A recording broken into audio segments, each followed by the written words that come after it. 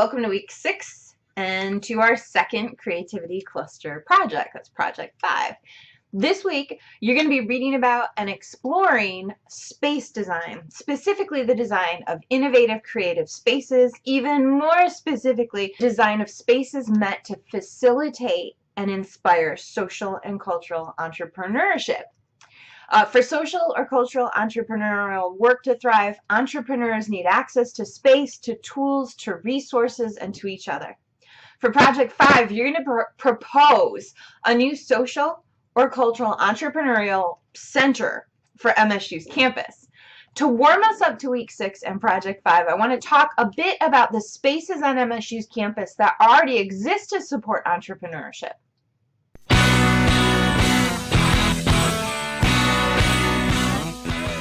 Unfortunately, in college, you experience a lot of spaces that are not particularly well designed to foster creativity and innovation.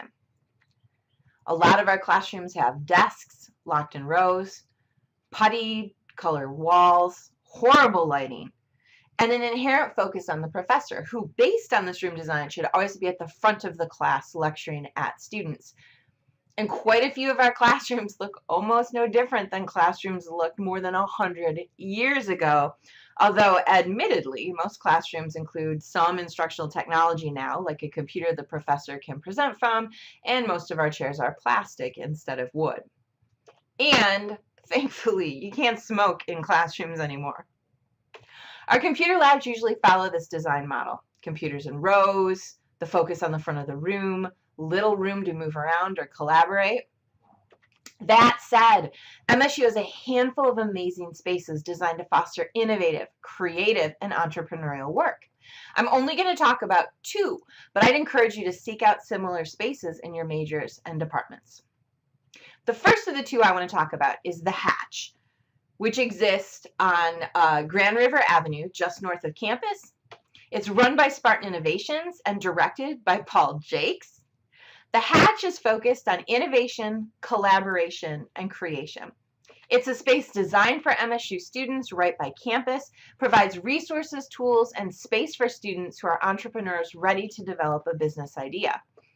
Here's a photo of MSU President Luana K. Simon meeting with MSU student entrepreneurs, one of which is Katie Renard, who you guys read about during week 1. She's the student who launched the social entrepreneurial project Fashion for the Fire, and they're meeting in the Hatch. As stated on the Hatch website, the mission of the Hatch program is to generate and advance the culture of entrepreneurship in the community and to expand the knowledge-based economy in the market, focusing on student entrepreneurs. And Spartan Innovations provides students access to capital investment, seed funding, conference rooms, office equipment, business development support, and much more. Just one example of a Hatch-supported project is Move In, Move Out. MIMO gathers used stuff that students would otherwise trash when they move out of their dorms or their apartments, and they sell those goods at discounted prices to other students. All of their profits and proceeds are donated to charities like the Salvation Army. On their website, they note MIMO saved students $25,000 last year and diverted 6 tons of items from landfills. MIMO began at the Hatch, and with seed funding and support has now expanded to 3 Michigan colleges.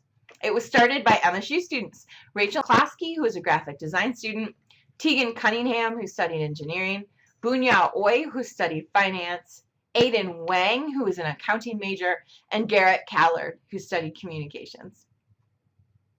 The second space I want to talk about is the Hive, which is the Hatch's on-campus sister space. It's run by Professor Ken Shamuziak. The Hive opened in fall 2014. It's a 4,600 square foot idea laboratory in Wilson Hall. It's a collaboration. It took a lot of units and departments to make this space happen, including residential and hospitality services, the Broad College of Business, the College of Communication Arts and Sciences, the College of Engineering, and others. One of the courses offered through the Hive is Business 190, the Art of Starting, which is one of the 2 core requirements for the entrepreneurship minor at MSU. In Business 190, students work in teams to propose a new business idea and develop an actionable plan to take a product or service to market. The class covers topics like customer segmentation, communication channels, revenue streams, and more. Students can work in the Hive on business plan development, entrepreneurial tools and approaches, and more.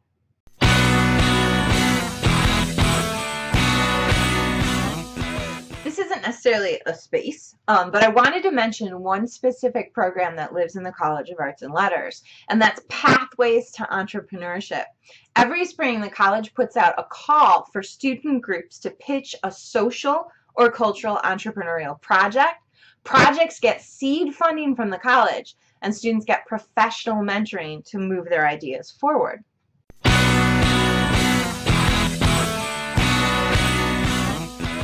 Human beings react to the spaces that we're in. Space matters, and it matters pretty profoundly in terms of what happens in that space. The Hatch and the Hive are two examples of spaces that help support student entrepreneurial projects at Michigan State. For this week, we're going to read more about space. First, you're going to read a piece published in Lansing's magazine, Capital Gains, focused on entrepreneurs who want to make a social impact. And Paul Jakes, who I mentioned runs The Hatch, is one of the people featured in that article. Then we're going to move toward thinking about space, in this case, entire cities, and skim a report by Ann Markison titled How Cities Can Nurture Cultural Entrepreneurs. To really further focus in on the importance of space and careful space design and planning, you guys are going to read a chunk from a book called Make Space. It's a guidebook for thinking about creating spaces that foster creativity and innovation. The first 2/3 of our reading from the book is made up of design templates, guiding principles and considerations for thinking about space design, and the last few pages are called insights or best practices in space design.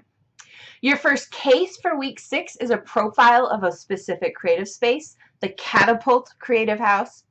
The second case is to look at a photo stream by Harvard Innovation Lab to get a sense of their spaces for creativity, innovation, and entrepreneurship.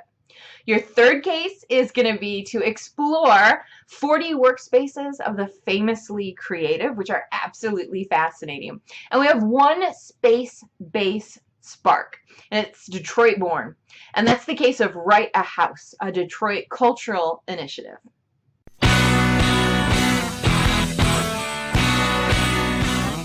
These readings and materials will set you all up well to tackle the work of Project 5.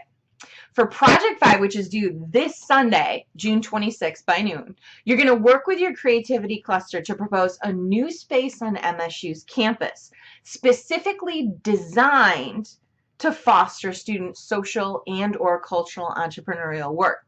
It needs to be bold, creativity centered, and innovation oriented. It has to be by students for students.